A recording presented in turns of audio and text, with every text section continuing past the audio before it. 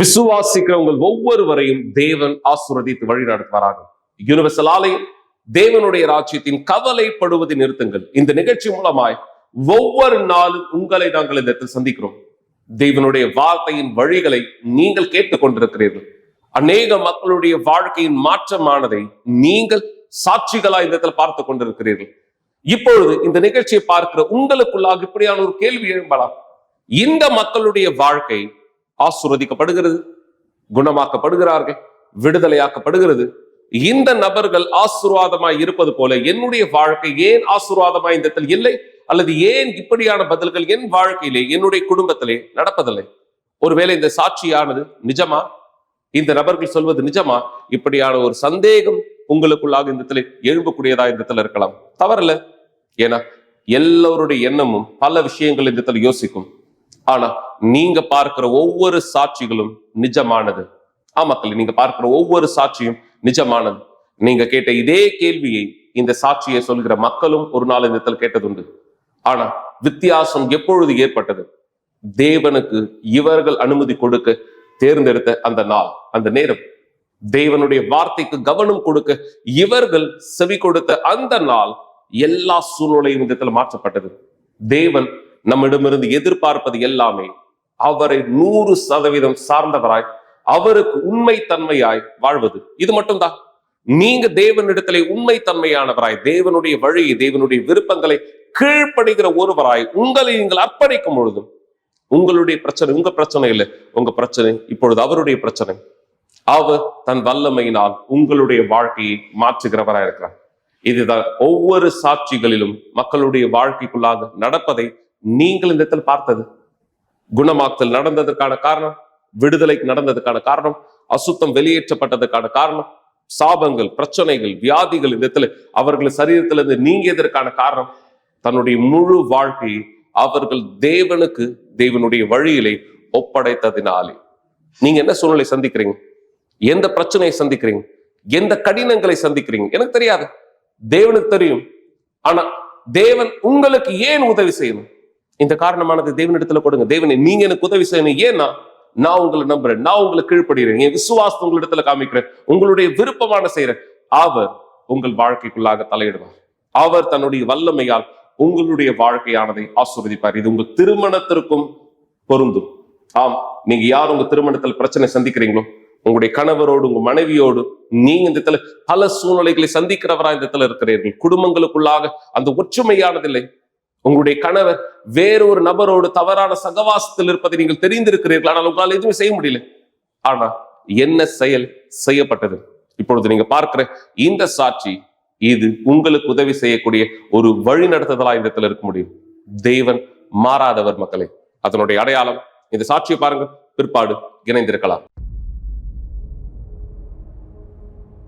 என்னுடைய திருமண வாழ்க்கையில நான் ரொம்ப ஆக்ரோஷமான நபரா இருந்தேன். ஒரு பெண்ணா இவர் என்னை மதிக்கல, எனக்கு ரொம்பவும் துரோகம் பண்ணிட்டு இருந்தாரு. உண்மையில எனக்கு 2 விதமான உணர்வு இருக்கு. எப்போ துரோகம் பண்ணிக்கிட்டே இருக்கிறனோ அந்த ஒரு உணர்வு, அது மட்டும் இல்லாம எனக்குள்ள ஒரு வேதனையானது இருந்தது. அதே சமயத்துல வீட்டுக்குள்ள குழப்பம், அது மட்டும் இல்லாம மோசம் பண்றது, இப்படி நிறைய விஷயங்கள் எங்களுக்குள்ள இருந்தது. ஒரு நாள் அந்த சண்டை ரொம்ப பெருசானது. அந்த சண்டை முடிஞ்சதுக்கு பிற்பாடு எங்க வீட்டுக்கு நாங்க வந்தோம். நாங்க வருவதற்கு முன்பாகவே அவர் வந்துட்டாரு. என் பக்கத்து வீட்டுல இருக்கவங்க ஒருத்தவங்க சொன்னாங்க, அவரை அவருடைய காதலியோட பார்த்தேன்னு சொல்லியிருந்தாங்க. அப்போ எனக்கு பைத்தியம் பிடிக்கிற மாதிரி இருந்தது. அப்போ நான் குளிக்கிறதுக்காக போயிருந்தேன். நான் குளிக்க போயிட்டு வெளியே வந்த பொழுது அவர் முகத்தை பரிதாபமா வச்சிருந்தாரு. அவர் பண்ற தவறுக்கெல்லாம் என்கிட்ட வந்து அவர் கேட்பாரு. அவர் தவறு செய்யறது போல நான் வெளியே யார்கிட்ட கூட நான் தவறு செய்யறேன்ற ஒரு எண்ணம் அவருக்குள்ள இருந்தது.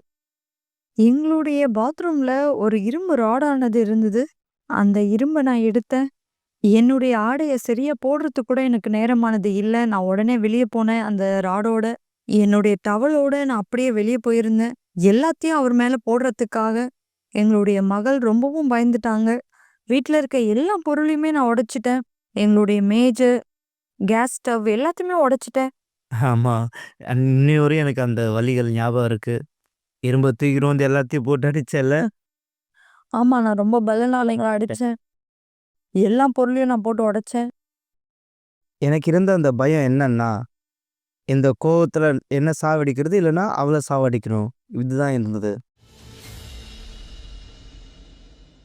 அநேக தடவை நான் பார்த்திருக்கிறேன். வேலைக்கு போகும்போது நடந்து போறது.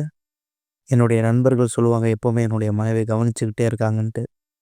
எனக்கு நல்ல ஞாபகம் இருக்கு. ஒரு நாள் இதுக்காக இவ வந்து ஒரு நாள் விலை செலுத்தியே ஆகணும் அப்படின்ட்டு நான் திட்டம் போட்டேன். ஒரு நாள் நான் நடந்து போனேன். அவ பின்னாடியே வரான்னு எனக்கு தெரியும். ரொம்ப தூரம் நடக்க வச்சேன். யாருமே இல்ல. அப்போ அவள வந்து தனியா நடக்க வைக்கணும் ரொம்ப தூரம் அப்படின்ட்டு நடந்தா பாதி தூரத்திலேயே திரும்ப வந்துட்டா. எங்க இருந்தன்னு கேட்டேன். அவ எங்கேயோ வெளிய போயிருந்தேன்னு சொன்னா. ஆனா எனக்கு தெரியும் அவ பின்னாடி தான் வந்துன்னே இருந்தான்ட்டு. அவர் ரொம்ப மோசமானவர்ன்னு எனக்கு தெரியும். அவர் ரொம்ப மோசமானவர். நான் அவர் பின்னாடி நடந்து வரேன்னு அவருக்கு தெரிஞ்சு கூட, அவர் என்ன ரொம்பவும் நடக்க வச்சாரு. என்ன அவர் பார்த்துக்கணும். ஆனா அவர் ரொம்ப நடக்க வச்சாரு. இப்ப கூட நான் அந்த வழியா வேலைக்கு போகும்பொழுது, அந்த வழிய பார்க்கும்பொழுதெல்லாம் எனக்கு ஞாபகம் வரும். அவர் அந்த அளவு என்ன அவ்வளோ தூரம் நடக்க வச்சாருன்னு. இன்னைக்கு கூட இப்ப கூட நான் அந்த வழியா வரும்பொழுது எனக்கு ஞாபகம் இருக்கு. எனக்கு அந்த அளவு நடக்க வச்சாரு. ரொம்ப தூரம் நடக்க வச்சேன்ல. ஆமா, நடந்தேன். இது மோசமானது. எதுவுமே சரியாகல. ரொம்ப மோசமான சூழ்நிலை. நான் ஒரு தடவ தற்கொலை கூட முயற்சி செஞ்சேன். நான் ரொம்பவும் கஷ்டத்த கடந்து சென்றேன். நான் வெளிய போனேன். நான் நடந்து போயிட்டு இருந்தேன். அடுத்த தெருவுக்கு போயிருந்தேன். நான் 1வது தெருவுக்கு போகும்பொழுது, அங்க வந்து பேருந்துல விழுந்து இறந்துடணும்னு நெனச்சேன். அந்த உணர்வு அந்த அளவு பலனானதா இருந்தது. எனக்கு உண்மையா விருப்பமே இல்ல.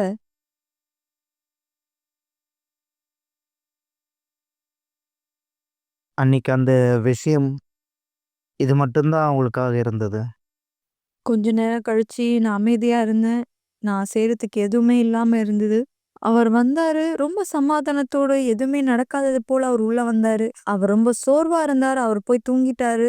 நான் இங்கேயும் அங்கேயுமா நடந்துட்டே இருந்தேன். இந்த சைடு, அந்த சைடு நடந்துட்டே இருந்தேன். நான் பார்த்துட்டே இருந்தேன். நடந்துட்டே இருந்தேன். நான் என்ன பண்ண போறேன்னு யோசிச்சுட்டு இருந்தேன். அந்த நேரத்துல நடந்துட்டு இருந்த நேரத்துல எனக்கு ஒரு யோசனையானது வந்தது. ஒரு கத்தியானது எடுத்து இவர குத்தலான்ற யோசனை வந்தது. அந்த நேரம் நான் டேபிள் மேல ஆல்கஹால பார்த்தேன். ஒரு கையில நெருப்பையும், இன்னொரு கையில நான் அந்த ஆல்கஹால தொறந்தேன். அவர் மேலாக நான் ஊத்துனேன். நான் ஆல்கஹால ஊத்தும்பொழுது, என் பொண்ணு பக்கத்துல இருக்கத நான் கவனிக்கல. அவங்க 2 பேர் மேலாகவும் நான் ஊத்துனேன். பிற்பாடு நான் நெருப்பானத கையில எடுத்தேன். என் கைய நான் இறுக்கமா புடிச்சுக்கிட்டேன். ஏன்னா, எனக்குள்ளாக அந்த அளவு பெலனான விருப்பம் இருந்தது. அவங்க 2 பேர் கொலை செய்யணும்னு. அன்னைக்கு தான் அவரு வீட்ட விட்டு திரும்ப வெளிய போனாரு. அப்ப நான் அவங்கள விட்டு பிரிஞ்சு போயிடலாம்னு நெனச்சேன். தனியாவே வாழ்ந்துடலாம் அப்படின்ட்டு. ஒருத்தவங்கள தெரிஞ்சுக்கிட்டு அவங்களையும் நான் விருப்பப்பட்டேன். அவங்கள அதிகமா நேசிக்க ஆரம்பிச்சதுனால தீர்மானம் எடுத்தேன் 2 பேரும் சேர்ந்து வாழலாம் அப்படின்னு சொல்லி. ஆனா, இன்னொரு பிரச்சனை கூட வந்தது. இன்னொரு ஏக்கம். ஏன்னா அவங்களுக்கு கிட்டவும் இருக்க முடியல, தூரமாவும் இருக்க முடியல என்னால. நான் அவர தொடர்ந்து சென்றேன். அவர் இடத்துல நான் தாழ்மை செஞ்சேன் என்ன.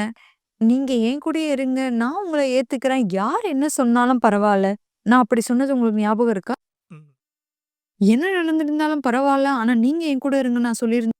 எல்லா நேரமும் நான் வந்து யாருகிட்ட இருக்கேன் இதுதான் தெரிஞ்சுக்கணும் விரும்புவா. என்ன கண்டுபிடிச்சு சாகடிக்கணும், ஏதாவது ஒரு கெட்டத பண்ணணும் அப்படிதான் யோசிப்பா. அந்த நேரத்துல தான் என் சொந்தக்காரங்க வந்து ஆலயத்துக்கு போயினே இருந்தாங்க. எனக்காக வந்து ஜெபம் பண்ணாங்க. அவர் எனக்கு போதிப்பாரு. எனக்கு பைபிள் கூட படிக்க தெரியாது. எப்படி என்ன பண்றதுன்னு கூட தெரியாது. ஆனா, அவர் எனக்காக வார்த்தையானது சொல்லுவாரு. நான் ஆலயத்துக்கு போக ஆரம்பிச்சேன். பைபிள் கூட எனக்கு படிக்க தெரியாது. அப்ப அவர் சொல்லுவாரு, "வா சர்ச்சுக்கு போலாம், வா சர்ச்சுக்கு போலாம்" அப்படின்னு சொல்லி என்ன கூப்பிடுவாரு. அவர் என்ன வந்து எந்த ஒரு குற்றமும் கூற மாட்டாரு. ஒரு நாள் நான் தீர்மானிச்சேன். நான் வந்து போவேன் சர்ச்சுக்கு. பிரேயர்ல கலந்துக்கிட்டேன். ஜெபத்த பெற்றுக்கொண்டேன்.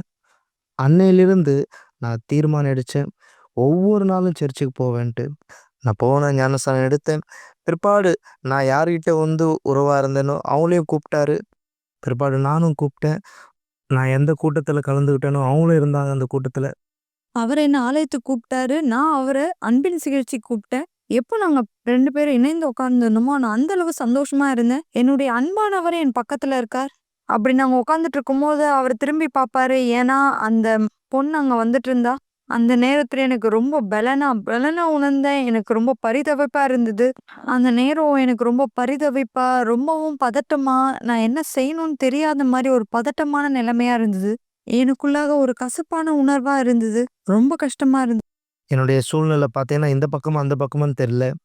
இங்கே போகிறதா அங்கே போகிறதா எனக்கு ஒன்றுமே புரியல. 2 பேரும் சர்ச்சில் இருந்தாங்க. உண்மையில் சொல்லப்போனால் அதாவது நான் யாரையும் வந்து பிரிய விரும்பலை. என் மனைவி வேணும்னு நினச்சேன். அதே போல அந்த பொண்ணுக்கு கை கொடுக்கணும்னு நினச்சேன்.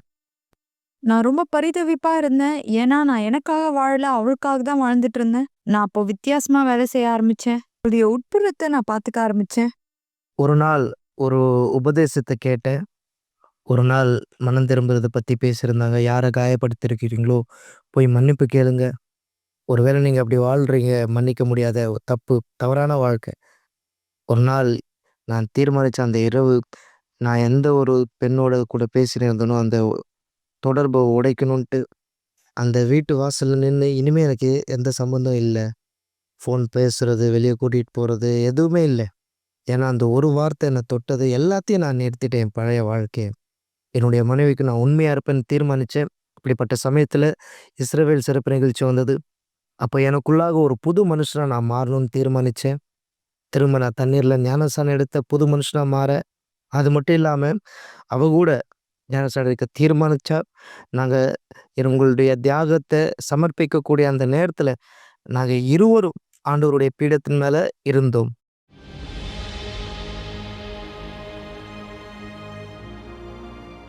எனக்கு நல்லா ஞாபகம் இருக்குது. தேவன்கிட்ட நான் கேட்டிருந்த மீட்டிங் அட்டன் பண்ணுற நேரத்தில், ஆண்டவரே நீங்கள் எனக்குள்ளாக வேணும். இப்போ அந்த நேரம் எனக்குள்ளாக ஒரு வித்தியாசம், கண்ணீர் ஜெபத்தில் நான் கத்துனேன், கண்ணீர் விட்டு தேவனிடத்தில் கேட்டேன். எனக்குள்ளாக ஒரு வித்தியாசம். அப்போ பாஸ்டர் வந்து பார்த்து ஆமென்னு சொல்லும்போது கண்ணை திறந்து பார்க்குறேன். நான் பீடத்தை பார்த்தேன். எனக்குள்ளாக ஒரு சாதனை, நான் பரிசுத்த ஆவியை பெற்றுக்கொண்டேன். எதெல்லாம் செஞ்சேனோ பழைய விஷயம் எல்லாத்தையும் விட்டுட்டேன். முதல்ல ஆண்டவரை நான் வச்சேன். என்ன மாதிரி ஒரு நபருக்கு பரிசுத்த ஆவியானவர் இருக்கிறார்? ஒரு புதிய வாழ்க்கையானது இருக்கு, தேவனோட ஒரு வாழ்க்கையானது இருக்கு. இதுதான் எனக்கு எல்லாமே.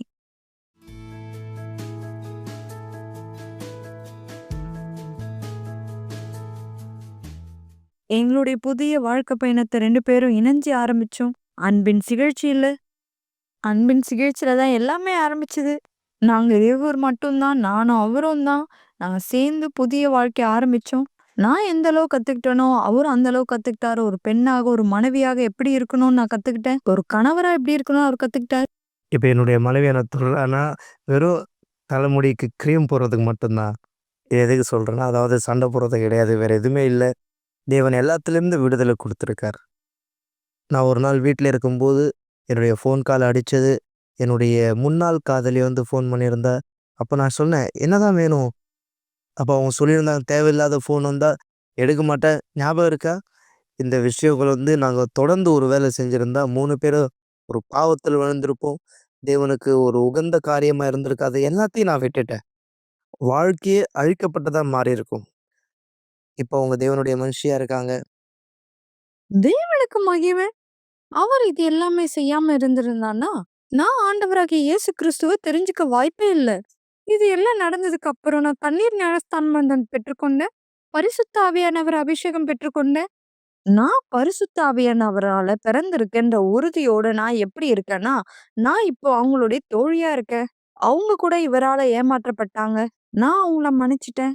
அவங்களையும் மன்னிச்சிட்டேன், இவரையும் மன்னிச்சிட்டேன். இதுக்கு ஒரு விலையே இல்லை. இன்னைக்கு 2 குடும்பமும் புதுப்பிக்கப்பட்டிருக்கு. இன்னைக்கு நான் என் குடும்பத்தோட சந்தோஷமா இருக்கேன். அவங்க குடும்பத்தோட சந்தோஷமா இருக்காங்க. மிக சரியாக இந்த சாட்சியில் நீங்க பார்த்தது போல இந்த மனைவி தன்னுடைய கணவரை எப்படியாக இந்த இடத்துல மீட்டெடுத்தாங்க? பிசாசுனுடைய வழியிலிருந்து. ஏன்னா தவறு செய்கிற பொழுது நாம் யாருடைய வார்த்தை கேட்கிறோம்? பிசாசுனுடைய வார்த்தை. தன்னுடைய திருமணத்தை எப்படியா இவர் இந்த இடத்துல ஆசீர்வதித்தார்? தேவனுடைய வழி 100% நம்புகிறவராய் தேவன் இதுதான் உங்க வாழ்க்கைக்குள்ளாக செய்ய விரும்புறார். ஆனா சில நேரத்திலே ஏன் பிரச்சனை உண்டாகிறது? நீங்க உங்க ஆவிக்குரிய வாழ்க்கையிலே திருப்தி நிலையை அடைகிறதுனாலே. ஆம், எனவே நாளை காலை 9:30 மணிக்கு நாம் இது மிக சிறப்பான கூட்டத்திலே ஒன்றிணைய போகிறோம். Sunday off காம்ப்ளன்சி. சோ நீங்கள் நாளை தினம் எங்களோடு கூட இணைய போகிற இந்த கூட்டம் ஞாயிற்றுக்கிழமை உங்களுடைய ஆவிக்குரிய வாழ்க்கையினுடைய திருப்தி நிலையில் இருந்து நீங்கள் விடுதலை பெற. ஆவிக்குரிய நிலையிலிருந்து திருப்தி நிலையா? இதுதான் சிம்சோனுக்கு ஒரு நாள் நடந்தது. இங்கு தேவனுடைய வார்த்தை இந்த இடத்தில் தெளிவாய் சொல்லப்பட்டதா இருக்கிறது. நியாயாதிபதிகள் 16ஆம் அதிகாரம் 20ஆம் வசனத்தை நீங்க பார்க்கலாம். அப்பொழுது அவன் சிம்சோனை பிலிஸ்தியர் உன்மேல் வந்து விட்டார்கள் என்றார். அவன் நித்திரையை விட்டு எழுந்து கர்த்தர் தன்னை விட்டு விலகினதை அறியாமல், கவனிங், கர்த்தர் தன்னை விட்டு விலகினதை அறியாமல் எப்பொழுதும் போல உதறி போட்டு வெளியே போவேன் என்றான். இங்கு சிம்சோன் ஏன் கர்த்தருடைய ஆவியை இந்த இடத்துல இழந்தார்? எந்த காரணத்தினால? ஒருவேளை பல மக்கள் நீங்க இப்படியான யோசனையில் இன்னும் கூட இந்த இடத்துல இருக்கலாம். சிம்சோன் முடி வெட்டின காரணத்தினால அவருக்குள்ளாக இருந்த கர்த்தருடைய ஆவி விலகினார். இது முடி காரணமாக அல்ல.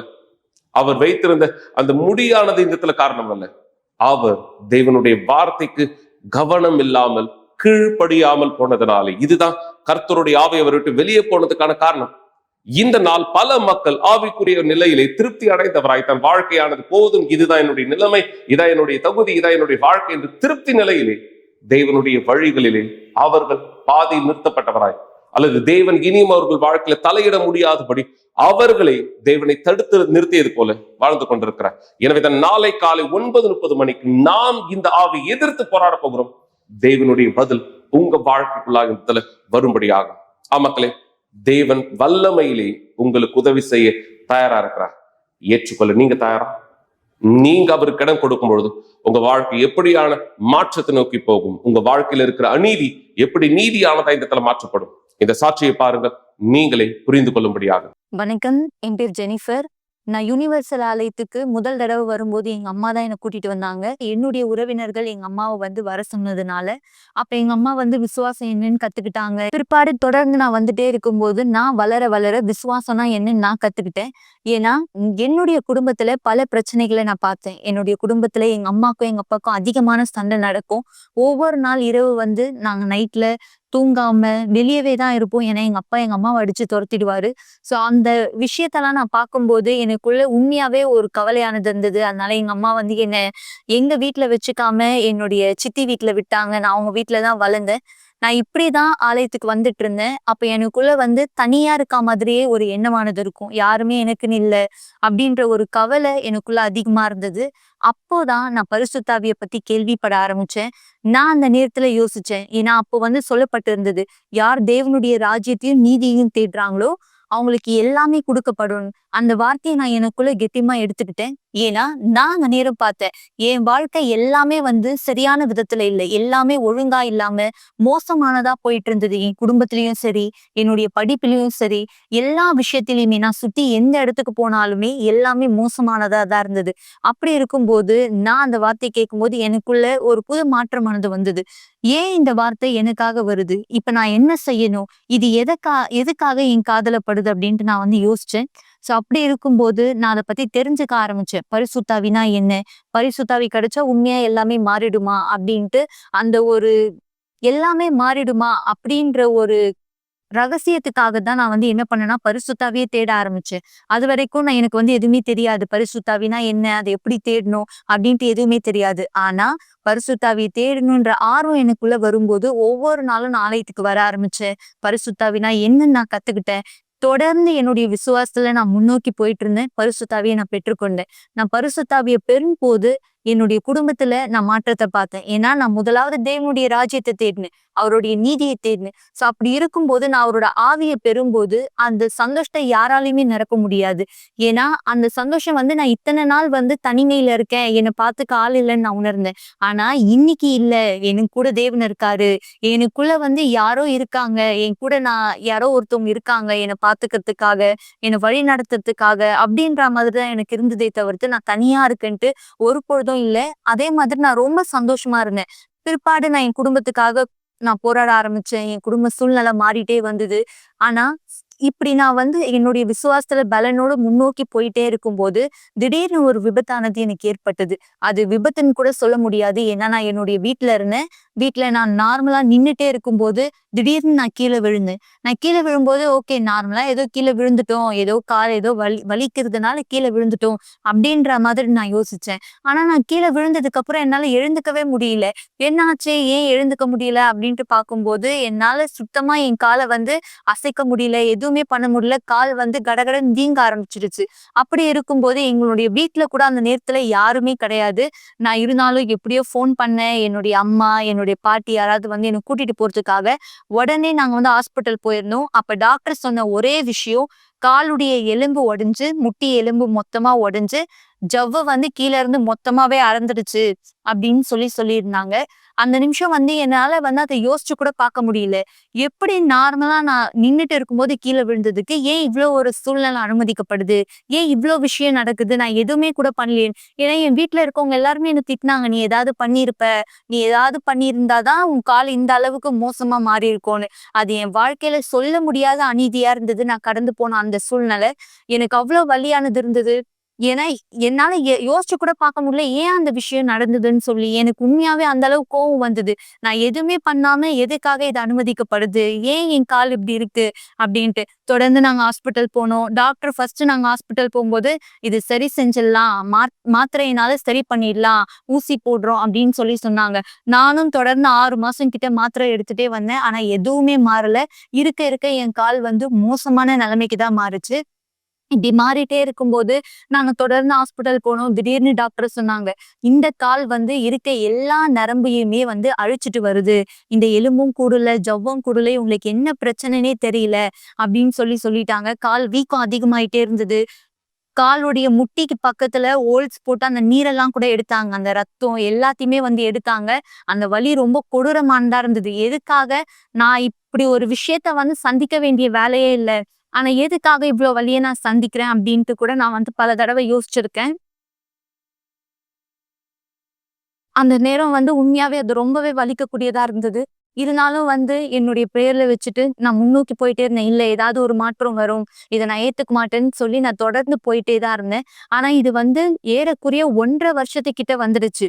1 1/2 வருஷம் ஃபுல்லா நான் படுக்கையில தான் இருந்தேன். நான் ஒரு ரெஸ்ட் ரூம் போனோம் அப்டின்னா கூட, நான் அதிக அளவு கஷ்டப்பட்டுருக்கேன். என்னால வந்து தனியா எழுந்து முடியாது. எல்லா நேரமே வந்து யாருடைய உதவியாவது வந்து தேடக்கூடியதா இருக்கும்.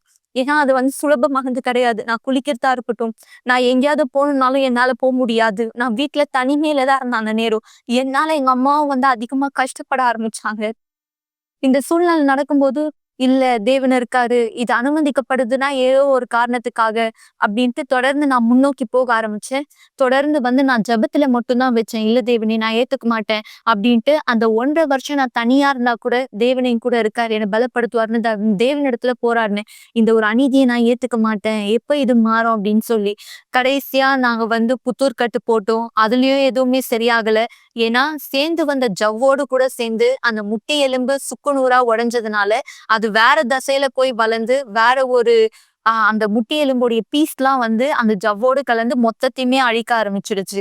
அந்த நேரத்துல திரும்ப ஹாஸ்பிட்டல் போம்போது திரும்ப சொன்னாங்க, "உங்களுக்கு நாங்க ஆப்ரேஷன் பண்ணணும். ஆனா எங்களால உத்தரவாதம் குடுக்க முடியாது. நீங்க உயிர் பிழைப்பீங்க. இந்த மாரி உங்க கால் சரியாயிடும்னு" சொல்லி. ஏன்னா டாக்டர் சொல்ட்டாங்க, "இனிமே உங்களால நடக்க முடியாது. நீங்க கவனமா இருக்கணும். உங்க கால நீங்க குழந்தை மாதிரி தான் பார்த்துக்கணும். உங்க கால நீங்க எந்த ஒரு ஸ்ட்ரெயின் பண்ணக்கூடாது, நடக்கக்கூடாது, எதுவுமே பண்ணக்கூடாதுன்னு" சொல்ட்டாங்க. நான் ஆலயத்துக்கு அந்த நேரம் கூட வந்து இல்ல எப்படியாவது நான் வரணுன்ட்டு ஞாயிற்றுக்கிழமை ஒரு நாளாவது நான் ஆலயத்துக்கு வருவேன். நான் வரும்போதெல்லாம் எல்லாரும் என்ன பார்ப்பாங்க. என் குடும்பத்துல இருக்கவங்களே கூட என்ன வந்து இந்த வார்த்தை சொல்லியிருக்காங்க. "நீ கடைசி வரைக்கும் இந்த படுக்கையிலேயே தான் இருக்க போற. ஏன் உன்னால வந்து எழுந்து நடக்க முடியாது. நீ ஒரு வீல் சேர்ல தான் இருப்ப." அப்படின்னு சொல்லும்போது, நான் உண்மையா யோசிச்சேன். நான் பொறந்ததும் ஊனமா பொறந்தேன். அப்படி இருக்கும்போது நான் வளர்றதும் ஊனமா வளருவேனா தேவனே! இத நான் ஏத்துக்க மாட்டேன். அப்படின்னு சொல்லும்போது, தேவன் ஒரு விஷயத்த வந்து எனக்காக சொன்னார். "எத பத்தியும் கவலைப்படாத. உனக்காக நான் இருக்கேன்" அப்படின்ட்டு. அந்த நேரம் தான் சரியா சிறப்பு நிகழ்ச்சிய பத்தி பேசுனாங்க. யார் அநீதிய சந்திக்கிறாங்களோ, அவங்களோட வாழ்க்கை நீதியா மாறுறதுக்காக. இது நான் சந்திச்ச மிகப்பெரிய அநீதி என்னுடைய வாழ்க்கையில. நான் தேவனிடத்துல சொன்னேன், "தேவனே, இந்த அநீதிய இந்த அநீதிய என்னுடைய வாழ்க்கையில நான் எடுத்துக்க மாட்டேன். ஏன்னா, இந்த சூழ்நிலை ரொம்ப கொடூரமானது. என்னை உண்மையாவே நீங்க சாட்சியா மாத்துனீங்க. உங்களோட மனுஷியா மாத்துனீங்க. உங்களோட ஆவி எனக்குள்ள இருக்குன்னா, அப்ப நான் உங்க ஊழியத்த செய்யறதுக்காகவும், உங்களுக்காகவும் தான் என்ன தயார்படுத்துறேன். அப்படி இருக்கும்போது எப்படி நான் இத ஏத்துப்பேன்? என்னுடைய இப்படி வாழ்க்கை ஃபுல்லா ஒரு வீல் சேர்ல இருக்கிறத, இத நான் ஏத்துக்க மாட்டேன் தேவனேன்னு சொல்லி நான் போராடினேன். அந்த நேரம் நான் பீடத்த ஏறினேன். என்னால ஏற முடியல. ஆனா நான் பீடத்துல ஏறினேன். என்னுடைய என்கிட்ட இருந்த எல்லா சேவிங்ஸுமே எடுத்துட்டு, என்கிட்ட நான் எனக்குன்னு வாங்கி வச்சிருந்த நகை முதற்கொண்டு எல்லாத்தையுமே நான் வந்து சேல்ஸ் பண்ணேன். இல்ல எனக்குன்னு எதுவுமே தேவையில்ல. என் தேவன் இந்த சூழ்நிலைய மாத்துவார்ன்னு எல்லாத்தையுமே நான் எடுத்தேன். நான் அந்த தானியேல் உபவாசத்துல கலந்துக்கிட்டேன். இந்த அநீதி என் வாழ்க்கைய விட்டு போணும்னு. அப்போ நான் என்ன பண்ணேன் தீர்மானிச்சேன். என்னுடைய எல்லாத்தையுமே எடுத்துட்டு, என்னுடைய முழு வாழ்க்கையோட நான் பீடத்துல ஏறினேன். என்னால ஏற முடியலனாலும் நான் எப்படியாவது அந்த ஸ்டிக்க வச்சுட்டு தான் நான் ஏறினேன். எனக்கு அது ஞாபகம் இருக்கு. நான் ஏறினேன். நான் ஏறும்போது சொன்னேன், தேவனே, இப்போ இந்த வலியோடு, இந்த வேதனையோடு, இந்த அநீதியோடு நான் இந்த பீடத்தை ஏறுறேன். ஆனா நான் அடுத்த தடவை இந்த பீடத்தை ஏறும்போது சாட்சி கொடுக்க ஏறணுமே தவிர்த்து, நான் சாட்சி இல்லாம ஏற மாட்டேன். நான் அந்த பீடத்தை ஏறிட்டு தான் ஹாஸ்பிட்டல் போனேன். சர்ஜரி நடந்தது. அந்த சர்ஜரி டைம்ல கூட நிறைய பேர் வந்து ஊசிய மாத்தி மாத்தி போட்டு எனக்கு உயிருக்கு ஆபத்து கொண்டு வரும்படியா செஞ்சாங்க. என் உயிரே இருக்காது அப்படின்ற அளவுக்கு கூட மோசமான விஷயம் எனக்கு சர்ஜரி டைம்ல நடந்தது. ஆனா அந்த நேரம் தேவன் என் கூட இருக்காரு இல்ல அப்படின்ட்டு நான் தேவனிடத்துல சொன்ன ஒரே வார்த்தை, உண்மையா நான் இந்த உலகத்துல வாழ்ந்து உங்களுக்கு சாட்சியா இருக்கணும்னா என் ஆத்துமா இருக்கட்டும் இந்த உலகத்துல. அப்படி இல்லைன்னா தேவனை என்னுடைய ஆத்துமா உங்க ரட்சிப்பு இருக்கும்போதே ஏத்துக்கோங்க. ஏன்னா இனியும் நீங்க இல்லாமலும் இருக்க போறது இல்ல, உங்களுக்கு சாட்சி இல்லாமலும் நான் இந்த உலகத்துல இருக்க போறது இல்ல அப்படின்றதுதான் என் ஜெபமா இருந்தது. நான் என் விசுவாசத்தோடு முன்னோக்கி போனேன். என்னுடைய பொருத்தனையை செஞ்சேன். என்னுடைய பொருத்தனையினால, என்னுடைய விசுவாசத்தினால, என்னுடைய நம்பிக்கையினால அந்த அநீதியில இருந்து நான் விடுதலை பெற்றேன். ஏன்னா நான் சர்ஜரி முடிஞ்சதுக்கு அப்புறம் டாக்டர் சொன்னாரு, இனி நீ பத்திரமா நடக்கணும். கண்டிப்பா லைஃப் டைம் நீ வந்து ஒரு ஸ்டிக்க வச்சுதான் நடக்கணும் அப்படின்னாரு. ஆனா நான் அந்த ஸ்டிக்கை எடுத்து போட்டேன். நான் தேவனிடத்துல சொன்னேன், என்ன பாதுகாக்க எனக்கு ஒரு பேலன்ஸ் பண்ண ஒரு ஸ்டிக்கா தேவன் இருக்கும்போது எனக்கு எதுக்கு ஸ்டிக்கு தேவை? அதனால இதை நான் ஏத்துக்க மாட்டேன் அப்படின்னு சொல்லிட்டு இன்ன வரைக்குமே நான் ஸ்டிக் இல்லாம தான் நடக்கிறேன். தேவனோடு கூட இன்னும் அதிகமா முன்னோக்கி போறேன். இன்னைக்கு எனக்கு இந்த கால்ல எந்த ஒரு வலியோ, எந்த ஒரு வீக்கமோ, இல்ல இன்னும் எந்த ஒரு நரம்பு பிரச்சனையோ எதுவுமே இல்லை. இன்னைக்கு நான் உண்மையா அவ்வளவு சந்தோஷமா இருக்கேன். என்னால அந்த சந்தோஷத்தை வந்து வெளிப்படுத்த கூட முடியல. ஏன்னா அது வார்த்தையால சொல்ற ஒரு விஷயம் கிடையாது. எந்த அளவு 1.5 வருஷம் வலியை சுமந்தன்றது எனக்கு மட்டும்தான் தெரியும். ஆனா தேவன் இன்னைக்கு நீதியை செஞ்சிருக்கார். என் வாழ்க்கை முழுசா மாறப்பட்டதா இருக்கு. எனவே மக்களே, இப்பொழுது உங்களுக்கு தெரியும் நீங்க என்ன செய்யணுன்றது குறித்து. நீங்க செயல்பட தயாரா இருக்கீங்களா? தேவன் உங்களுக்கு உதவி செய்ய தயாரா இருக்கிறார். அவர் தன் வல்லமையை உங்களுடைய வாழ்க்கையிலே வெளிப்படுத்த தயாரா இருக்கிறார். நீங்கள் இடம் கொடுத்தால். பல நிகழ்ச்சியிலே நான் இந்த வார்த்தை மீண்டும் மீண்டும் ஆயுதத்தில் பேசியிருக்கிறேன், இதிலும் பேசுகிறேன். நீங்கள் இடம் கொடுத்தால் தேவன் உங்களுக்கு உதவி செய்ய முடியும். எனவே ஸ்கிரீன்ல பார்க்கிற இந்த தொலைபேசி எண்களை எங்களை தொடர்பு கொள்ளுங்கள். நாளை உங்களுக்கு அருகில் இருக்கிற யுனிவர்சல் ஆலயம் தேவனுடைய ராஜ்யம் என்ன என்பதை கண்டறிந்து நீங்கள் விசுவாசத்தில் இந்த கூட்டத்தில் எங்களோடு இணையலாம். உங்க எல்லா ஆவிக்குரிய திருப்தி நிலையை எதிர்த்து போராட்டத்தை போராடும்படியாக. எனவே இது நேரம் தேவன் உங்களை வழி நடத்த இந்த எளிமையான சுட்டத்திலே ஒன்றிணையலாம்.